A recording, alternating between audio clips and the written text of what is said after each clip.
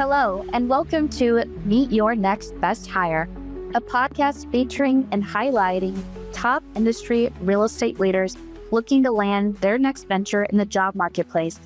I'm Kelsey Corey, your host.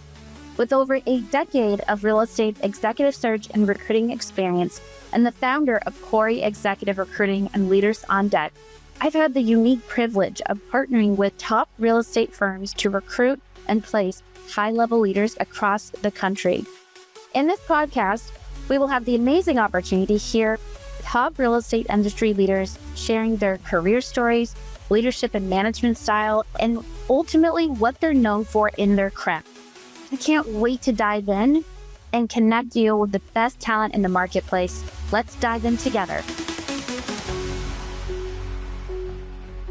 Hey everybody, I am so excited to share some time and space today with Christian Johnson. He is here with us today.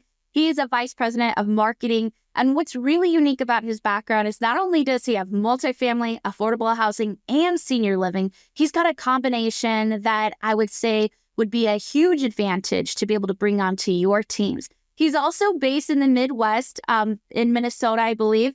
And hey, I'm from Green Bay, so I get it. You know, I love the culture in the Midwesterns, and I think that will resonate in our conversation today. So I would say, Christian, thank you so much for spending this time with us today. We're going to dive into more of your story, what you're looking for in your next best venture ahead. And thank you for being on the show, Meet Your Next Best Hire, with your host, Kelsey Corey. So thank you, Christian, for sharing some time and space with us today.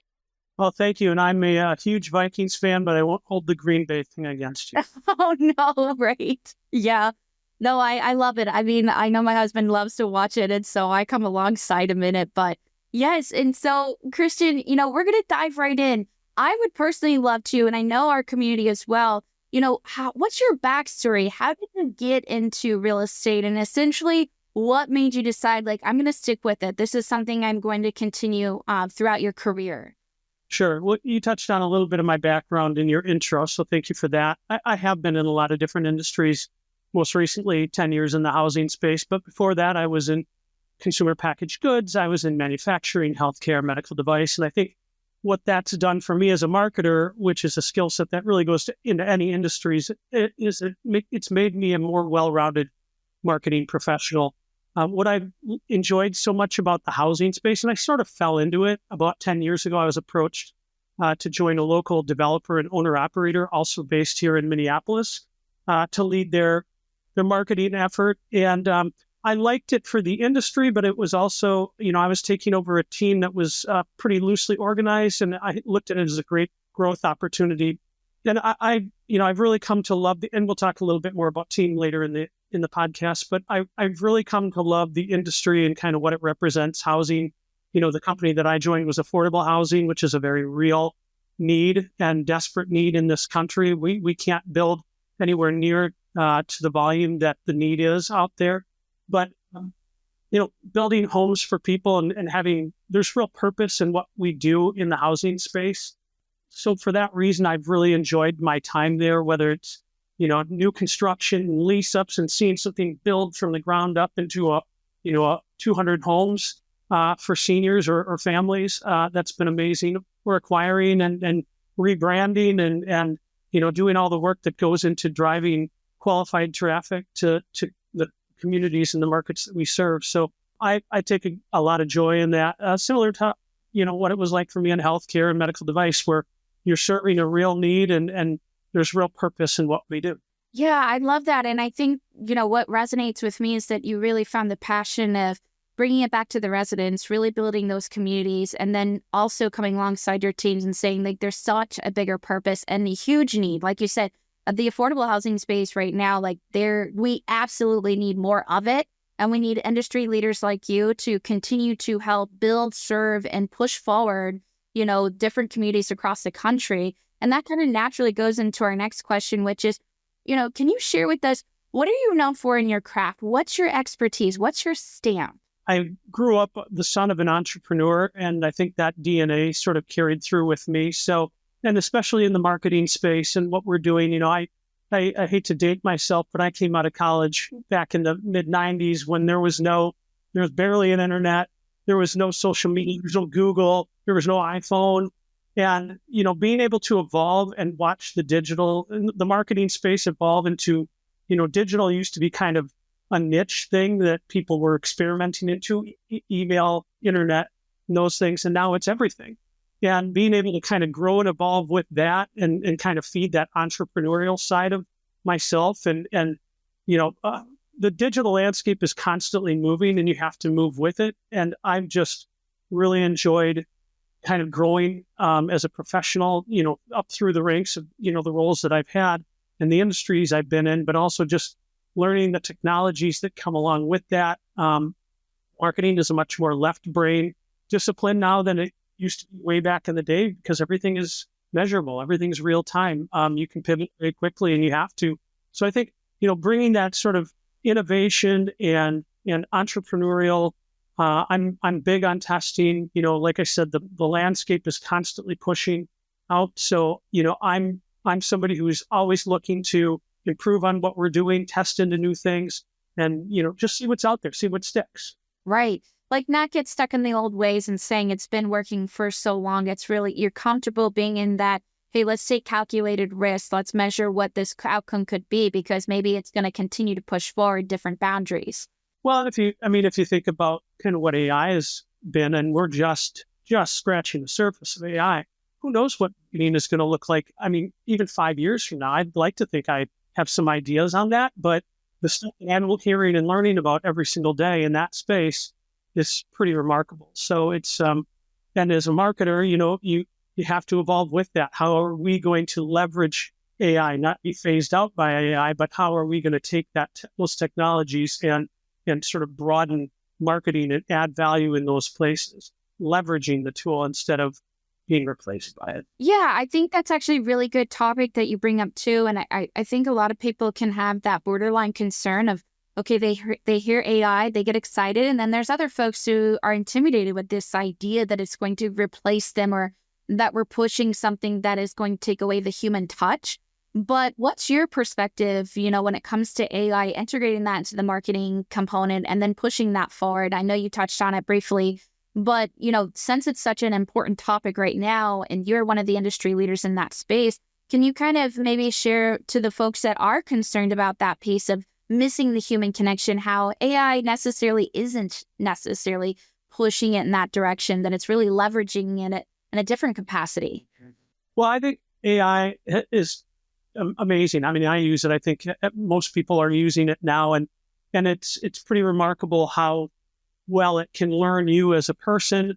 If you give it the right prompts and the right information, how it can come back with, some very real things that can be applied. But at the end of the day, we're in the people business. Machines are never going to replace what people can do in the interactions that we have in our day-to-day or what we're doing. I'd like to think that AI will never replace me and my ability to have empathy and emotion, especially in the affordable housing space. So I think it's a balance of how can we leverage it, but ultimately that human side of the business that we're in has to come through.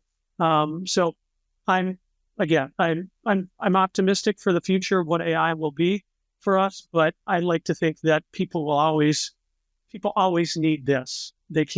You can't just rely on machines to do your work. And like you said, with affordable housing or any communities out there, whether it's senior living, multifamily, brand new developments that are hitting the market, at the end of the day, people still want to resonate with the people. They still want to build those connections. They still want to build relationships. And it's just us leveraging and enhancing that hyper-focus, high touch for those industry, residents that are, essentially reforming those relationships out there. And that kind of naturally goes into our next question, which is, how would you describe your leadership management style and how has that impacted the bottom line? I've always tried to run a really flat team. And what I mean by that is, I've led marketing teams, but I don't sit up here and sort of lord over everybody else. I've done that work. I will work side by side with anybody. The way I lead people is the way I want to be led, being really transparent. Good ideas come from anywhere. So I have the humility to know that I'm not the smartest guy in the room. I don't really care for the smartest people in the room because they usually are the ones doing all the talking and not enough listening. So, I want people to have a voice and feel like their voice has value. And I want them to feel really connected to the work that they do. So back to transparency, I want to work in a company where leadership is sound. They have a vision that they communicate. I can then communicate to people that I manage, because if you don't feel connected to what you're doing and you don't know how your role contributes to the bottom line, that can be really challenging. Making sure people feel valued, people feel heard, allowing people to be the experts in what they do. I don't micromanage. I don't want to be micromanaged. I don't think anybody likes that. Giving people an opportunity to grow if they want to. So having these conversations, what do you want to do? I mean, in your current role, how do you want to grow in what you're currently doing? And if you want to go beyond that, let's figure out a way to get you there. I think it's a long kind of adage of, people will stay for their manager. One thing I can say proudly is, at Dominium, where I was for 7 years, every year the HR team would publish job satisfaction surveys to make sure that their employee base is happy and doing what they do. And every single year, marketing was number one on that list. Oh, All cool. categories. That was through a couple of years of COVID, where at a time when everybody was looking for some greener pastures anywhere else, the marketing team didn't lose anybody. Wow. And I think we did that because we hired really well, and I'll take some of the credit for that. The people that reported directly to me, I think we were all kind of the same mindset as, yes, we come here for an 8 to 5 job, and we have to do that really well, but let's figure out what other things we can kind of leverage in each other, just personally and professionally, to really build those relationships beyond just kind of an 8 to 5. I want to know as much about people as they're willing to share, that gets us out of just talking about work all the time. Like, what do you do? What motivates you? What gets you out of bed? What do you do when you're not, working? I just think that those are the kinds of relationships. If you're spending 40, 15 hours a week with people, you want to have relationships that are authentic and feel more than just sort of, yes, we're here to work and we're here to kick butt and accomplish all our KPIs and hit our numbers. But, we're also people, and we all have lives, and we all have, things outside of work. And I just felt like knowing people in their whole selves has served me well. And it's authentic. I care about that because I want to be able to share that about myself. So I think I'm a good leader in that way. I love it. I mean, there were so many great things I can take away from that.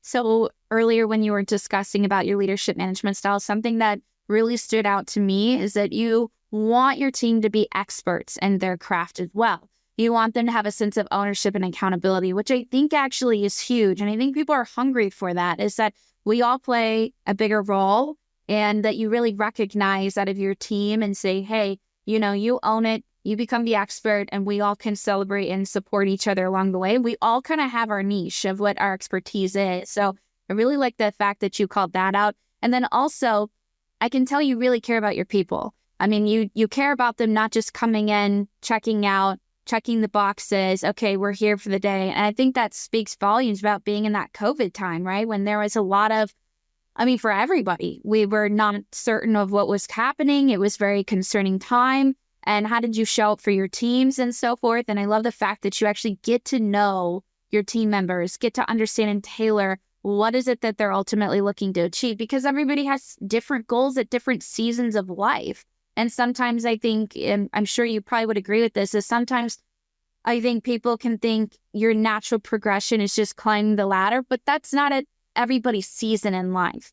And that's not necessarily the only end all be all. So I can tell that essentially you really come alongside them, you build that rapport, you build a sense of trust. And like you said, you have that all-in mentality with everybody in the organization. I think that speaks volumes about your leadership. For me, culture is so big in that. And we always strive to have our own culture within a culture. And I think when I look back at kind of my impact, one of the biggest things I want to, be known for is that I was a good manager, that people felt we had lightning in a bottle for those 7 years that I was at Dominium. I feel like we had just an amazing group of people. And that's the thing that I want to be remembered for, is that I led people well, and I gave them all the things that you just touched on. We've all worked for bad managers in our lives, and I that's not anything I ever want attached to me. I really like leading people and getting the most out of them, and but I want to enjoy it. I want to enjoy coming into work every day, and working for people, and then carry that through with people that report into me. I love it. Thank you so much for sharing your time and space with us today. I can tell you are one of the exceptional leaders out there. Although you're in the Midwest, I know that there's tons of different opportunities out there. If you're looking to bring on a high-level leader that really has an emphasis on people, culture, pushing innovation, enhancing AI, part of that process, and leading teams, Christian is somebody you're going to want to get to know. Christian, what's the best way for people to get connected with you, and also share us a little bit about that? LinkedIn, obviously, is probably number one. Christian Johnson. I should be pretty easy to find. You can reach me at christian.a.johnson73@gmail.com. All this information is in my contact info on LinkedIn, so maybe I'll just leave it at that. Christian Johnson. Yeah. Perfect. And he's always looking to, essentially get connected with different industry leaders, look at building continuously his network, and hopefully leverage that throughout the marketplace. But thank you so much for sharing your time with us today. Again, I had such a wonderful conversation, and I can't wait for all of you guys to get connected with him. Stay tuned. This will be pushed out in the coming weeks, and we will see you guys soon. Thank you. Thanks, Kelsey. Thanks for all you do. Thank you. Bye. Thanks again for listening and sharing your time with us on the show, Meet Your Next Best Hire. I hope you enjoyed listening to and learning from another incredible leader our industry is so fortunate to have in the real estate space. If you're a high-level leader within the diverse real estate industry and looking to land your next best venture and would love to share your story from your own voice and perspective, then be sure to check out our firm at Corey Executive Recruiting and Leaders on Deck via CoreyExecutive.com. Our mission is to continue to be trailblazers within the recruitment space and bring meaningful leaders to the forefront to drive growth and empower people. If you enjoyed this session, please like, comment, and subscribe to support us and our partners at Multifamily Media Network. Stay tuned and come join us on our journey